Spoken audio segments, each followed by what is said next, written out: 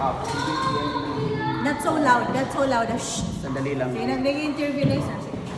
Okay, good day everyone. Ito po ang aking, ako po yung nagagalak dahil ang aking bisita ngayon ay ang co-faculty ko sa Leyte Normal University. She's also the current BMME coordinator, unit head ng program.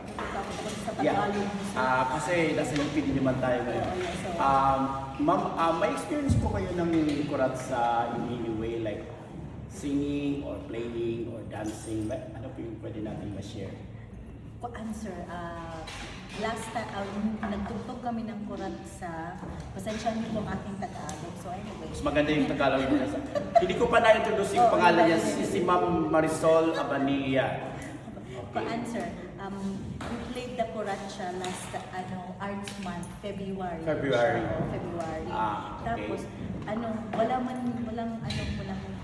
written music kami wala kaming written music. So yung plano namin nun, yung sa YouTube lang yung kita namin na mga Pero meron siyang improvisations, nag-improvise ba yung mga musicians? Anong nangyari, sir? Ito si Sir Stephen, nag-arrange siya ng Kuratsya but for voice na kinakanta. For voice. So ang ginawa niya, binigyan niya yung pesa sa amin, tapos in-inscribe namin for Dalia.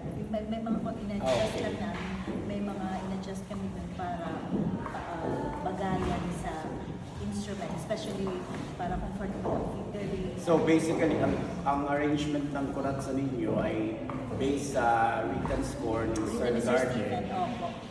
When it was performed on stage, nagkaroon ba siya ng improvisation doon na lumabas na siya sa written or meron bang, or focus lang kayo sa pyesa? Nag-focus lang kami sa pyesa kasi sir, we will give it a very short time. Ano siya? January na kung nakuhin yung pyesa yata or February tayo tapos binigay sa amin yung pyesa.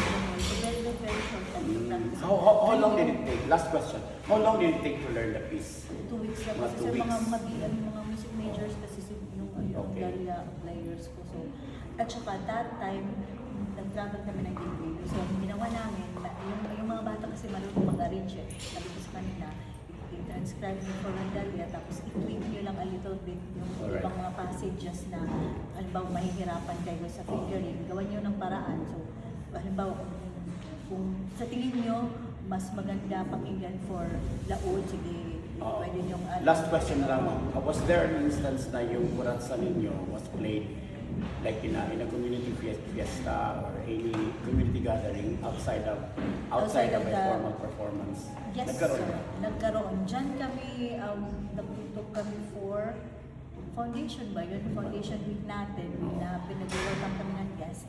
Okay, so basically the same siya arrangement, paulit-ulit siya. Hindi siya nagkaroon ng improvisations? Hindi. Like for example, yung soloist ninyo, mag-improvise sa guitar? Wala.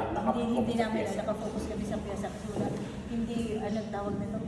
Nung time na pinag namin yun, wala kaming oras mag-improvise and etc. Maybe later. Alright, Also, okay. we played that also in Robinson's and invite kami sa Robinson's. Yeah. Alright, salamat po Professor Abanilla, our unit head ng BMME program of Leyte Normal University. Thank you very much for your time. Thank you. Welcome, sir.